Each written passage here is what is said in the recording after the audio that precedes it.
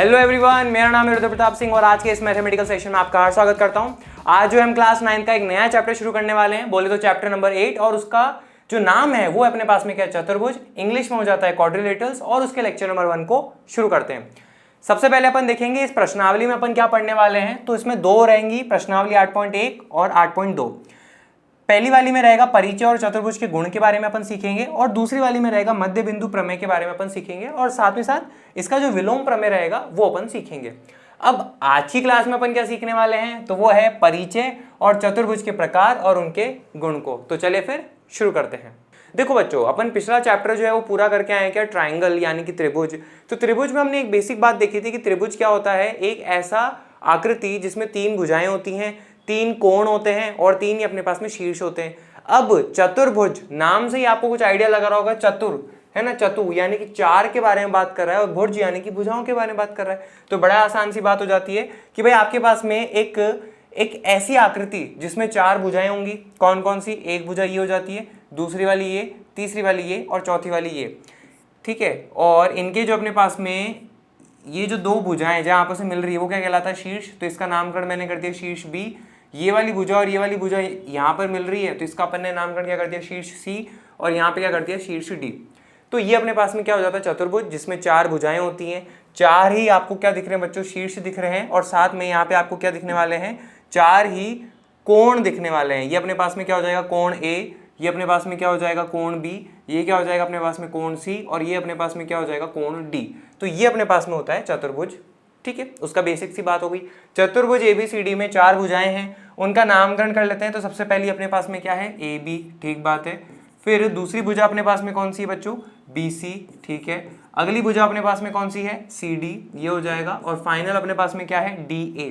तो ये अपने पास में क्या हो गई, इसकी चार भुजाएं होंगी।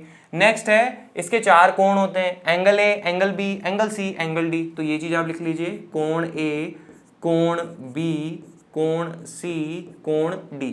और इसके अंदर जो है चार शीर्ष होते हैं। कौन कौन से दिख रहे हैं आपको, A, B, C और D। बस इतना ही है, A, B, C, D। ये सारी अपने पास में जो है बात किसकी रहती है, चतुर्भुज के बारे में बात रहती है।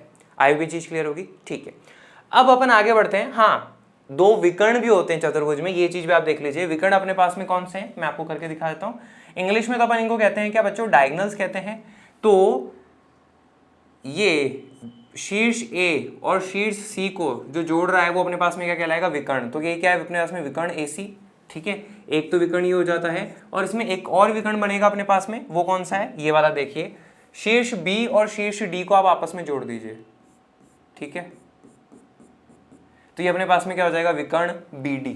तो इसके अंदर जो है अपने पास में दो विकर्ण भी होते हैं। विकर्ण कैसे बनाते हैं, जो सम्मुख शीर्ष होते हैं ना उनको आपस में जोड़ दो तो विकर्ण हो गया, एज सिंपल एज दैट। आई भी क्लियर है। और चतुर्भुज में अपने पास में दो विकर्ण होते हैं, ये बात हो गई, ठीक है। अब आगे बढ़ते हैं।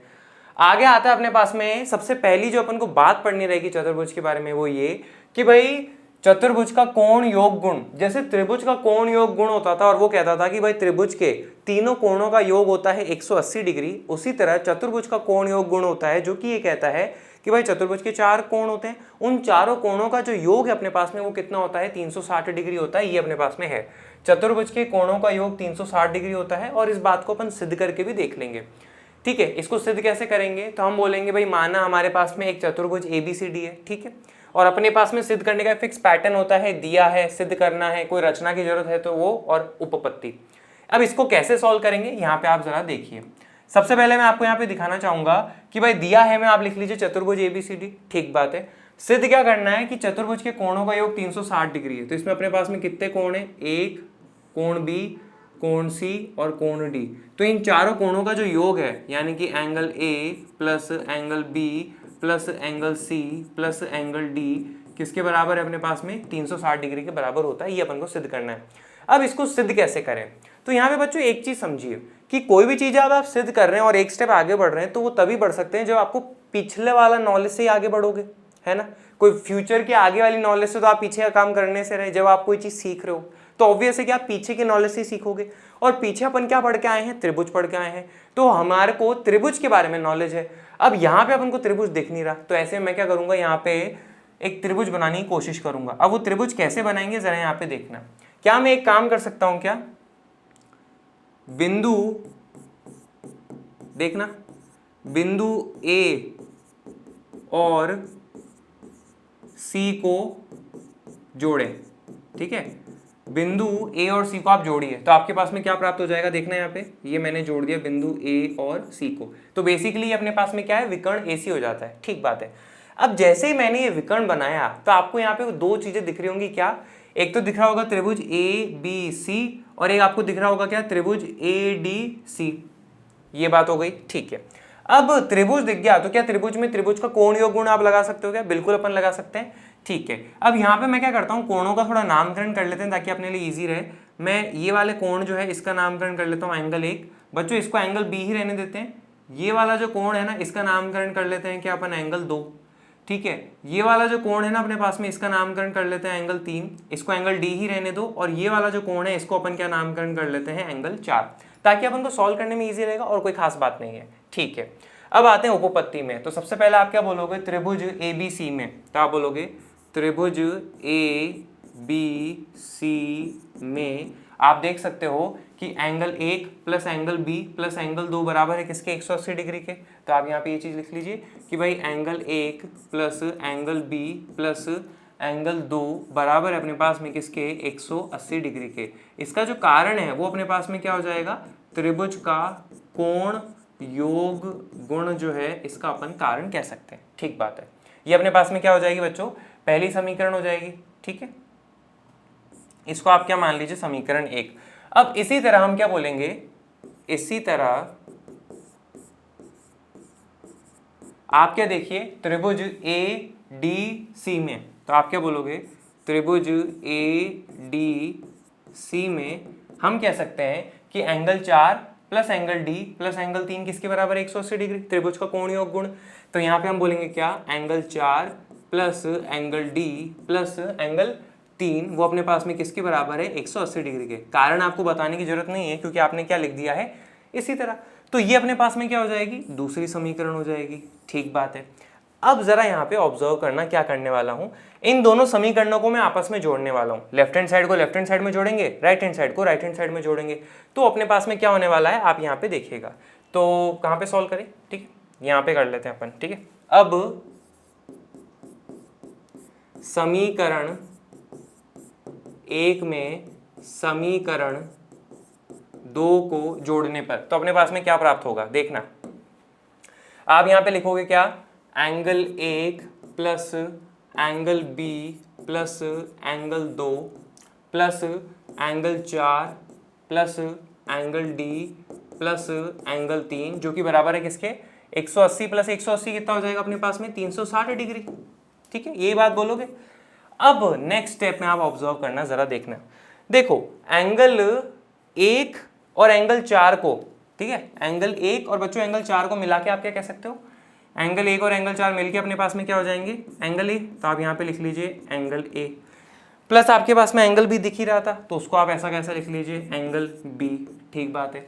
फिर जरा देखना, ये अपने पास में क्या है, एंगल 2, और ये अपने पास में क्या है, एंगल 3। तो एंगल 2 प्लस एंगल 3 किसको दिखा रहा है, एंगल 2 प्लस एंगल 3 दिखा रहा है एंगल सी को, तो यहाँ पे आप लिख लीजिए एंगल सी, ठीक बात। और फिर अपने पास में क्या बचा, एंगल डी, तो ये आ जाएगा मेरे पास में एंगल डी, और ये सब किसके बराबर है अपने पास में, 360 डिग्री के बराबर है। तो ये अपने पास में क्या हो जाएगा, फाइनल बात कि भाई चारों कोणों का जो योग है आपके पास में कितना है, 360 डिग्री, और ये अपन ने यहाँ पे सिद्ध कर दिया। आई भी क्लियर है, सिंपल था इस तरह से, ठीक है। अब अपन आगे बढ़ते हैं। अब सबसे पहला जो टॉपिक अपन को सीखना रहेगा वो है क्या, चतुर्भुज के प्रकार। हमारे पास में कई तरह के चतुर्भुज होते हैं तो उनके बारे में अपन डिस्कस कर रहे हैं। चतुर्भुज मोटा मोटा आप ध्यान रखिए, कोई भी 4 भुजाओं वाला जो आकृति होती है वो अपने पास में चतुर्भुज हो जाती है, ठीक है, ये अपन मोटा मोटा बात कह रहे हैं। अब सबसे पहला जो अपन को चतुर्भुज देखना है बच्चों, उसका नाम है अपने पास में क्या, पतंग, काइट, जो कि कुछ इस तरह से दिखता है, ठीक है। अब इसे मोटा मोटा ओवरव्यू दे रहा हूँ, इनकी डिटेल स्टडी जो है अपन एक स्लाइड बाद करने वाले हैं, ठीक है। फिर नेक्स्ट जो चतुर्भुज अपन को पढ़ना रहेगा वो क्या हो जाता है, समलंब यानी कि ट्रपेजियम, ठीक है। फिर अगला जो चतुर्भुज अपन को पढ़ना है वो है क्या, समांतर चतुर्भुज। समांतर चतुर्भुज के बारे में हम कई बार पढ़ चुके हैं, हमें मोटा मोटा पता होता है कि भाई उसकी जो ये सम्मुख भुजाएं हैं ये आपस में बराबर होती हैं, सम्मुख भुजाएं जो हैं आपस में समांतर होती हैं, ठीक है। डिटेल स्टडी अभी पढ़ने वाले हैं, बस मोटा मोटा अपन देख रहे हैं, ठीक है। ये सारी बातें रहती है, और हम ये भी जानते हैं कि भाई समांतर चतुर्भुज के जो सम्मुख कोण होते हैं वो भी आपस में बराबर होते हैं, ये बात हमें पता है। अब सुनना एक शानदार बात, क्या होगा अगर मैं इस समांतर चतुर्भुज की भुजाओं को, सभी भुजाओं को आपस में क्या करूं, बराबर कर दूं। सभी भुजाएं बराबर कर दी, ये वाली, ये वाली, ये वाली, ये वाली, चारों भुजाएं आपस में बराबर कर देंगे तो जरा देखना बच्चों कि आपको कुछ इस तरह का फिगर नहीं मिलेगा कि भाई चारों भुजाएं आपस में बराबर है, ठीक है। और ऐसा जो फिगर अपने पास में प्राप्त होता है वो क्या कहलाता है, समचतुर्भुज। तो समचतुर्भुज कैसे प्राप्त हुआ, एक ऐसा समांतर चतुर्भुज जिसकी सभी भुजाएं बराबर कर दें तो हमें क्या प्राप्त हो जाता है, समचतुर्भुज प्राप्त हो जाता है। सिंपल सी बात ये हुई। दूसरी बात, अगर इस समांतर चतुर्भुज का कोई सा भी एक कोण बच्चों 90 डिग्री कर दो, जैसे मैं आपको करके दिखाता हूं। ये आपके पास में समांतर चतुर्भुज था, ठीक है, इसका मैंने ये वाला कोण 90 डिग्री कर दिया, ठीक है। और हमें पता है कि भाई आमने सामने वाले कोण जो होते हैं बराबर होते हैं समांतर चतुर्भुज में। तो अगर ये 90 डिग्री का कोण है तो ये वाला भी अपने पास में क्या हो जाएगा, 90 डिग्री। और इसकी प्रॉपर्टी रहती है, और अगर आपको ध्यान हो तो ये वाला भी जो है अपने पास में 90 हो जाएगा, ये वाला भी अपने पास में क्या हो जाएगा, 90 हो जाएगा। इसका प्रूफ है, ठीक है, अभी आपको समझ आ जाएगा क्यों। तो जब हम समांतर चतुर्भुज का कोई सा भी एक कोण 90 कर देते हैं तो ऐसे में बाकी तीन कोण जो है वो भी 90 हो जाते हैं, और इस तरह से जो अपन को फिगर प्राप्त होता है वो क्या कहलाता है अपने पास में, ये आयत यानी कि रेक्टेंगल। एक ऐसा समांतर चतुर्भुज जिसका एक कोण अपने पास में क्या है, 90 डिग्री का है। तो बाकी कोण ऑटोमेटिकली 90 हो जाते हैं, और हमें पता भी है कि आयत के चारों कोण 90 डिग्री होते हैं। लेकिन हम क्या कह रहे हैं, एक ऐसा समांतर चतुर्भुज जिसका एक कोण 90 डिग्री कर दें तो वो अपन को क्या प्राप्त हो जाता है, आयत प्राप्त हो जाता है। आएगी दूसरी बात समझ में होगी, ठीक है। अब तीसरी बात, अगर किसी समांतर चतुर्भुज में बच्चों अपन क्या करें, है ना, सभी भुजाएं बराबर भी कर दें और साथ ही साथ एक कोण 90 डिग्री कर देंगे तो अपन में पता है क्या प्राप्त हो जाएगा, वो हमें प्राप्त हो जाएगा क्या, स्क्वायर यानी कि वर्ग। वर्ग क्या है अपने पास में, एक ऐसा समांतर चतुर्भुज जिसकी सभी भुजाएं हमने बराबर कर दी और साथ ही साथ एक कोण 90 डिग्री कर दिया। तो देखो सारी भुजाएं आपको बराबर दिख रही हैं, और एक कोण 90 डिग्री करेंगे तो ये बाकी तीनों कोण भी 90 डिग्री हो जाएंगे, तो हमारे पास में क्या प्राप्त हो जाएगा, वर्ग प्राप्त हो जाएगा। ये मोटा मोटा डिस्कशन मैंने आपके सामने रखा है, इसकी डिटेल स्टडी अपन करने वाले, लेकिन मेन चीज यही था, ठीक है। यही डिस्कशन काफी इंपॉर्टेंट भी हो जाता है अपने पास में कि भाई समचतुर्भुज क्या है, एक ऐसा समांतर चतुर्भुज जिसकी सभी भुजाएं बराबर हो।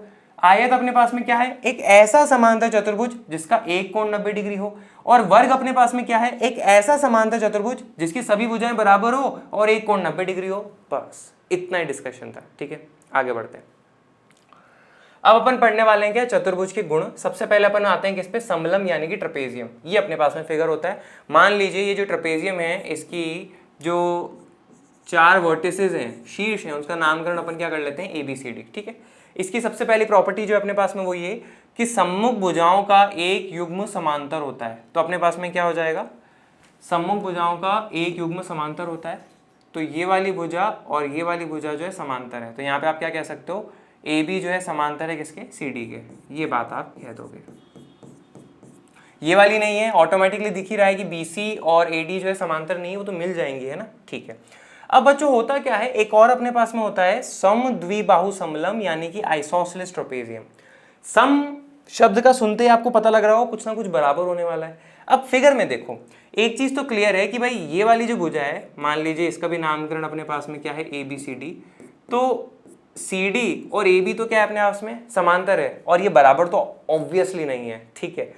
हम क्या कह रहे हैं, इसकी जो ये असमांतर भुजाएं हैं ना अपने पास में, AD और BC, इनकी लंबाई बराबर है। तो ऐसे समलम को क्या कहते हैं अपन, समद्विबाहु समलम कहते हैं। तो यहाँ पे अपन क्या बोलेंगे, वो समलम जिसकी असमांतर भुजाएं बराबर लंबाई की हो वह समद्विबाहु समांतर कहलाता है, यानी कि AD बराबर है इसके BC के। ये चीज आप यहाँ पे लिख लीजिए। आगे बढ़ते हैं। अगला जो अपन को पढ़ना रहेगा प्रॉपर्टी, वो है पतंग के बारे में, काइट के बारे में, ठीक है। इसका मैं नामकरण कर लेता हूँ। मान लीजिए ये A है, ये शीर्ष B है, ये शीर्ष C है, और ये वाला जो अपने पास में क्या हो जाता है, शीर्ष D हो जाता है, ठीक है। ये शीर्ष C हो गया। इसकी सबसे पहली प्रॉपर्टी जो है बच्चों वो अपन को ये समझनी रहेगी कि भाई AD और AB जो है अपने पास में, इसकी क्या है, आसन भुजाएं हैं, ये दोनों बराबर होती हैं। और BC और CD ये भी इसकी आसन भुजाएं हैं, और इनकी भी लंबाई जो है आपस में बराबर होती है। सबसे पहले प्रॉपर्टी, आसन भुजाओं के दोनों युग्म बराबर होते हैं। तो यहाँ पे आप क्या कह दोगे, AB जो है वो किसके बराबर है अपने पास में, AD के बराबर है, पहली बात। दूसरी बात क्या बोलोगे, BC जो है वो किसके बराबर है, CD के बराबर है, ठीक है। फिर अगली बात अपन को जाननी रहेगी ये कि विकर्ण जो है एक दूसरे पर लंब होते हैं। इसके मैं विकर्ण बनाता हूँ, जैसे ये देखिए अपने पास में ये पहला विकर्ण हो जाएगा, ए और सी को जोड़ रहे हैं, और दूसरा जो विकर्ण है अपने पास में वो ये हो जाएगा, डी और बी को जोड़ रहे हैं। तो इसके जो विकर्ण होते हैं ना एक दूसरे को 90 डिग्री के कोण पे मिलते हैं। तो ये वाला कोण भी 90 और ये वाला भी कोण भी 90 डिग्री है, तो विकर्ण एक दूसरे पर लंब होते हैं, ठीक बात है। फिर अगली बात देखना, यहाँ पे देखो ये वाला जो अपने पास में है ना कोण बी, ये एंगल बी, और ये वाला जो है ना अपने पास में एंगल डी, ये दोनों आपस में बराबर होते हैं पतंग में। लेकिन ये वाला जो है ना एंगल ए और ये वाला जो है ना एंगल सी, ये आपस में बराबर नहीं होते हैं, ठीक है। एंगल बी और एंगल डी बराबर होते हैं, एंगल बी बराबर होता है एंगल डी के, परंतु एंगल ए बराबर नहीं होता एंगल सी के। इस फिगर के हिसाब से बोल रहे हैं ना, आप हमेशा ये मत ले लेना कोई सा भी फिगर बना लिया और उस पर कह रहे हो ये बराबर है और ये बराबर है, ठीक है। एंगल बी और एंगल डी बराबर है, ठीक है। नेक्स्ट चीज आप ये देखो जरा, विकर्ण के अंदर आपको ऐसा नहीं लग रहा, ये मान लीजिए बिंदु ओ के ऊपर दोनों विकर्ण मिल रहे हैं, तो ओडी और ओबी फिगर को देख के भी थोड़े बराबर से लग रहे हैं, जबकि ओए और ओसी बराबर नहीं लग रहे। यही बात, एक विकर्ण दूसरे विकर्ण को समद्विभाजित करता है, तो AC जो है विकर्ण BD को समद्विभाजित कर रहा है, यानी कि OB बराबर है किसके, OD के, ये अपने पास में हो जाता है। तो ये पतंग के बारे में अपने पास प्रॉपर्टीज हो जाती है। अब आगे बढ़ते हैं, आगे अपने पास में क्या, समांतर चतुर्भुज, उसके बारे में अपन पढ़ लेते हैं। समांतर चतुर्भुज, इसका नामकरण कर लेता हूं मैं, क्या अपने पास में A B C और ये क्या हो जाएगा D, ठीक है। सम्मुख भुजाएं बराबर होती हैं, तो ये अपने पास में AB जो है किसके बराबर है, CD के, और ये जो AD है ये किसके बराबर है अपने पास में, BC के। तो ये चीज़ आप फटाफट से लिख लीजिए कि भाई AB जो है वो बराबर है अपने पास में किसके, CD के, और अगली बात क्या है, AD जो है वो बराबर है किसके, BC के। फिर नेक्स्ट प्रॉपर्टी क्या हो जाती है, सम्मुख भुजाएं समांतर होती हैं, AB जो है अपने पास में बच्चों वो क्या होगी, समांतर होगी किसके, CD के। तो यहाँ पे आप लिख लीजिए AB जो है समांतर है CD के। अगली बात, AD जो है समांतर है अपने पास में किसके, BC के। तो AD जो है समांतर है किसके, BC के, ठीक है। नेक्स्ट, सम्मुख कोण जो है बराबर होते हैं, तो ये वाला जो अपने पास में कोण A है और ये वाला जो कोण C है, ये सम्मुख कोण है और ये आपस में बराबर होंगे। तो यहाँ पे आप क्या बोलोगे, एंगल A बराबर है एंगल C के, और ये वाला एंगल B और ये वाला एंगल D, ये भी अपने पास में कैसे हैं, सम्मुख कोण है, तो ये भी बराबर होंगे, एंगल B बराबर है किसके, एंगल D के। ये बात अपन कह देंगे। फिर नेक्स्ट, विकर्ण बराबर नहीं होते हैं, ये एक इंपॉर्टेंट बात है जो कि आपको ध्यान रखनी रहेगी कि अपने पास में ये जो समांतर चतुर्भुज है इसके दो विकर्ण होने वाले हैं। देखिए ये AC और उसका जो दूसरा विकर्ण होने वाला अपने पास में कौन सा, BD। इन दोनों विकर्ण की जो लंबाई है वो बराबर नहीं होती है, विकर्ण बराबर नहीं होते, यानी कि आप क्या लिखोगे कि भाई AC जो है वो बराबर नहीं होता किसके, BD के। ये बात अपन कह देंगे, इस बात को ध्यान रखिएगा। फिर नेक्स्ट आते हैं अपन क्या, विकर्ण परस्पर समद्विभाजित करते हैं। लेकिन ये बात है, विकर्ण आपस में बराबर नहीं है लेकिन एक दूसरे को समद्विभाजित करते हैं, ये चीज अपन को ध्यान रखनी है। समद्विभाजित करते हैं इसका मतलब क्या, मान लीजिए दोनों विकर्ण जो है बिंदु O के ऊपर एक दूसरे को प्रतिच्छेद करते हैं, तो समद्विभाजित करते हैं मतलब OA बराबर है OC के, है ना, ये बात मैं कह दूंगा, और OB जो है अपने पास में वो बराबर है किसके, OD के। ये बात आप कह सकते हो। तो यहाँ पे अपन लिख देंगे इस बात को कि भाई OA बराबर है अपने पास में किसके, OC के, और OB वो बराबर है अपने पास में किसके, OD के। ये बात मैं यहाँ पे कह सकता हूँ। ये अपने पास में प्रॉपर्टीज हो गई किसकी, समांतर चतुर्भुज। अब अपन डिस्कस करेंगे क्या कि भाई इस समांतर चतुर्भुज का अगर सारी भुजाएं बराबर कर दी तो अपने पास में क्या प्राप्त हो जाता है, समचतुर्भुज। उसके बारे में अपन डिस्कस करेंगे। सभी भुजाएं बराबर करने पर हमारे को क्या मिल जाएगा, समचतुर्भुज। इसका भी अपन नामकरण क्या कर लेते हैं, ABCD कर लेते हैं, ठीक है।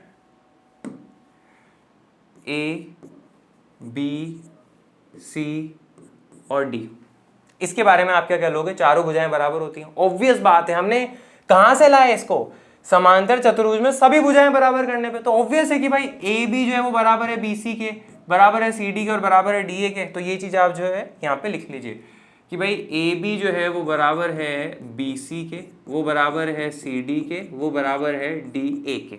नेक्स्ट बात, सम्मुख भुजाएं समांतर होती हैं, AB और CD जो अपने पास में समांतर है, तो ये चीज दिखा दी है ना। AB जो है समांतर है CD के, और AD जो है वो समांतर है किसके, अपने पास में BC के। तो AD जो है वो समांतर है BC के। ये बातें हो गई। फिर नेक्स्ट बात है सम्मुख कोण बराबर होते हैं, आमने सामने वाले कोण बराबर होते हैं, तो यहाँ पे अपन क्या बोलेंगे, एंगल ए बराबर है किसके, एंगल सी के। तो यहाँ पे आप लिख लीजिए एंगल ए बराबर है एंगल सी के। और नेक्स्ट ये वाला अपने पास में एंगल बी जो है किसके बराबर हो जाएगा, एंगल डी के। एंगल बी जो है वो बराबर हो जाएगा किसके, एंगल डी के।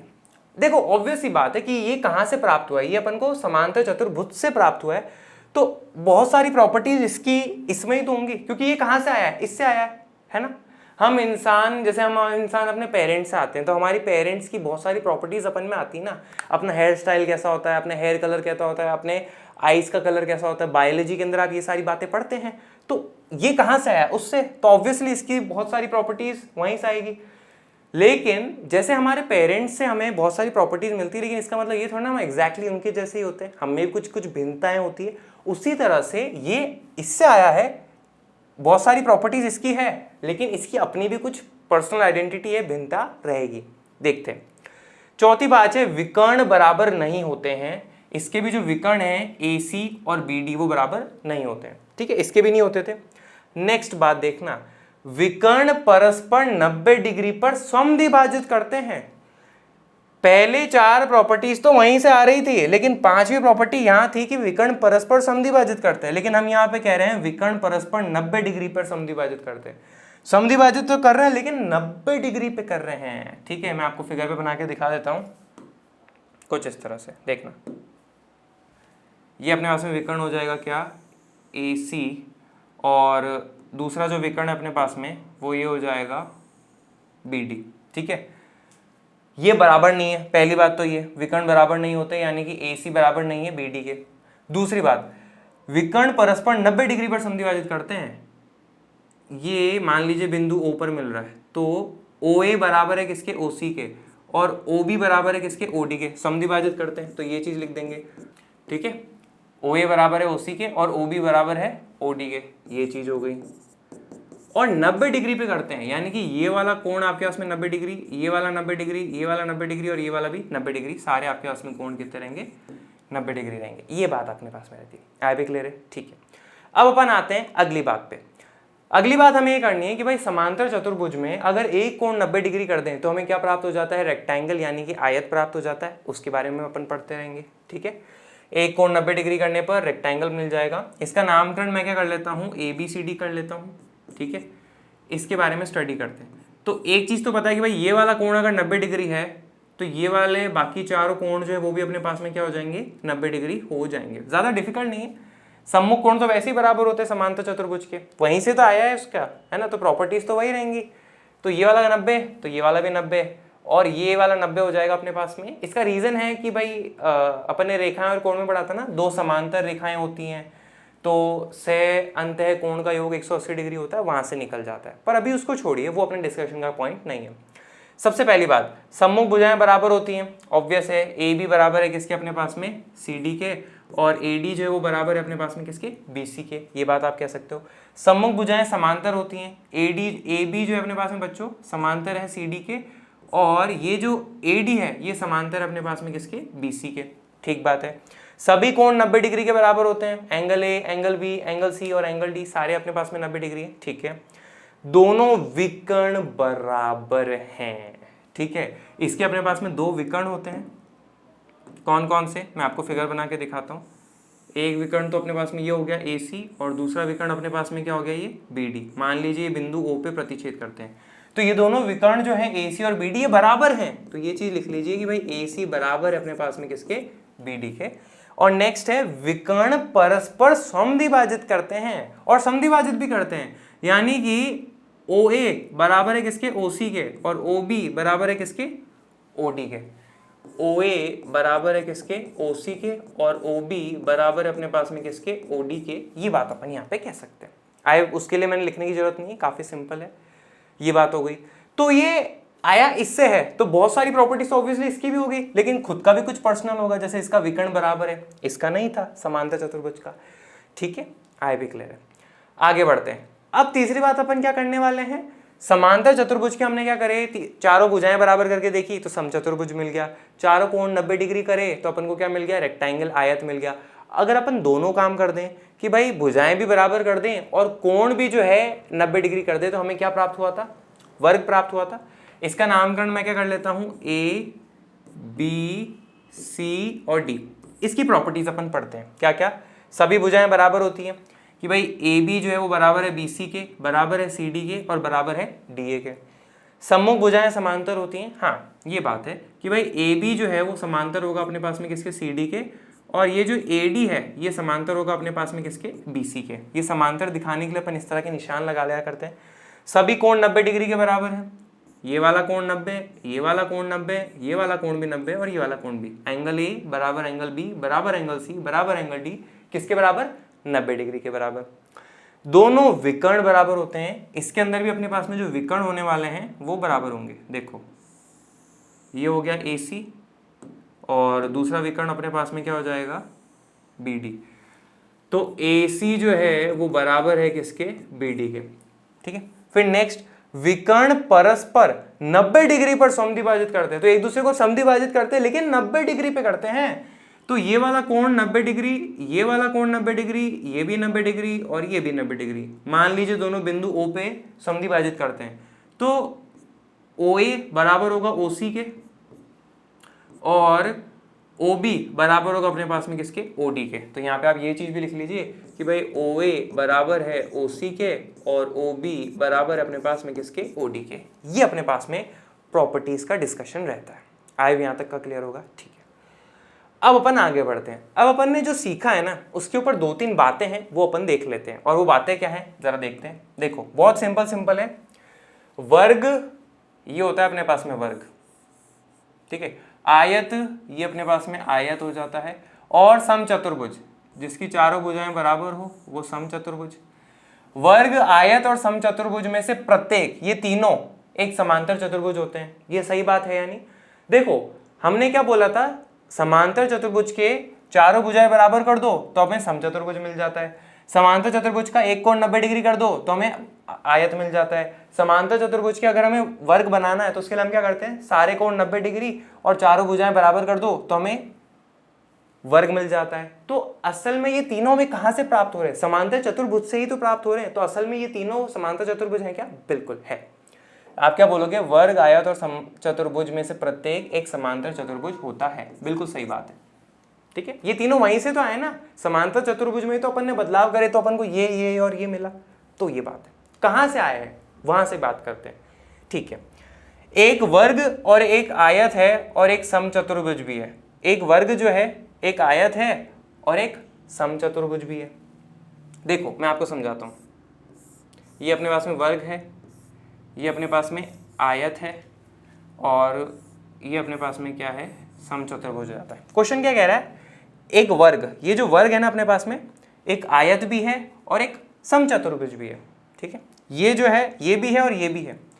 तब देखो अगर वर्ग को ये होना है, आयत होना है, तो उसके लिए क्या कंडीशन चाहिए कि भाई चारों कोण जो अपने पास में क्या होने चाहिए? 90 डिग्री होने चाहिए।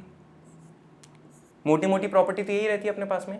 ठीक है, तो आयत होने के लिए चारों कोण 90 डिग्री चाहिए। तो क्या अपने पास में वर्ग में ये चारों कोण 90 डिग्री है क्या? बिल्कुल। तो ऐसे में आयत, एक वर्ग जो है आयत होता है।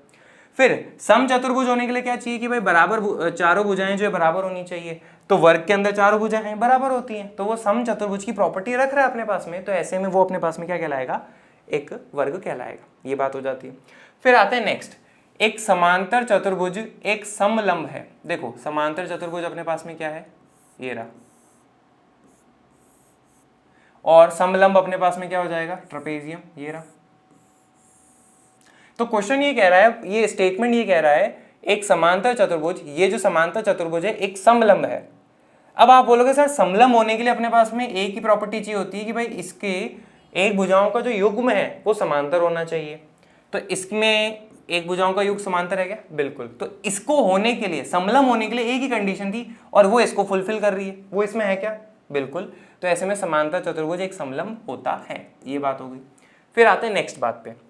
पतंग एक समांतर चतुर्भुज नहीं है। तो पतंग अपने पास में देखो फिगर क्या था? कुछ इस तरह का था। और समांतर चतुर्भुज अपने पास में क्या होता है? ये। ठीक है, एक पतंग एक समांतर चतुर्भुज नहीं है। अब देखो समांतर चतुर्भुज होने के लिए क्या चाहिए कि भाई सम्मुख भुजाएं बराबर होनी चाहिए, सम्मुख भुजाएं समांतर होनी चाहिए। पतंग में क्या सम्मुख भुजाएं बराबर हैं क्या? इसके सामने वाली भुजा और ये वाली भुजा बराबर है क्या? नहीं। ये वाली भुजा और ये वाली भुजा बराबर है क्या? नहीं। तो समांतर चतुर्भुज होने के लिए जो आप में गुण होने चाहिए, क्या वो काइट के अंदर पतंग में है क्या? नहीं है। तो ऐसे में पतंग जो है एक समांतर चतुर्भुज नहीं है। अगर उनका जैसा होना है तो उनके गुण भी तो होने चाहिए ना भाई साहब, तभी आप हो सकते हो। आई होप यहां तक की सारी आपको बात क्लियर होगी। ठीक है, अब अपन आगे बढ़ते हैं। समलंब एक समांतर चतुर्भुज नहीं है। समलंब क्या है? देखो ये रहा, ये अपने पास में समलंब है, और समांतर चतुर्भुज अपने पास में क्या है? ये रहा। क्वेश्चन, ये स्टेटमेंट क्या कह रहा है? समलंब ये जो है एक समांतर चतुर्भुज नहीं है। ठीक है, समांतर चतुर्भुज कब होता? जब इसमें समांतर चतुर्भुज के गुण होते, तब वो होता। समांतर चतुर्भुज के दो भुजाएं जो हैं, सम्मुख भुजाएं जो हैं आपस में बराबर होती हैं। इसमें तो सम्मुख भुजाएं बराबर है ही नहीं, तो इसके अंदर इसका गुण है ही नहीं, तो क्या ये होगा? क्या ये नहीं होगा। तो ऐसे में ये स्टेटमेंट भी बिल्कुल सही है। अगली बात पे आते हैं। एक आयत, फिगर बना लेते हैं अपन। एक आयत अथवा एक समचतुर्भुज यानी कि रोम्बस एक वर्ग नहीं है। आयत और समचतुर्भुज वर्ग नहीं है। कैसे? अपन देखें। देखो भाई, वर्ग होने के लिए अपने पास में क्या चाहिए? चारों भुजाएं बराबर होनी चाहिए, चारों कोण 90 डिग्री होने चाहिए। अब आप ये बताओ, क्या समचतुर्भुज में चारों कोण 90 डिग्री है क्या? नहीं है। तो उसका गुण इसमें है क्या? नहीं है। तो ऐसे में ये जो है वर्ग होगा क्या? नहीं। तो सही बात तो लिखिए। ठीक है, दूसरी बात, अगर वर्ग होना है तो चारों भुजाएं बराबर होनी चाहिए, लेकिन आयत में तो चारों भुजाएं बराबर ही नहीं होती, तो ऐसे में ये अपने पास में वर्ग होगा क्या? नहीं। बस इतना सा आंसर है। आई भी क्लियर है? ठीक है, मुझे उम्मीद है आज का ये सेशन लगा होगा शानदार। पर फिर भी मन में कोई शंका तो कमेंट बॉक्स है ना यार, उसमें अपने डाउट डाल दीजिएगा, मैं उनका जवाब दे दूंगा। Thank you very much.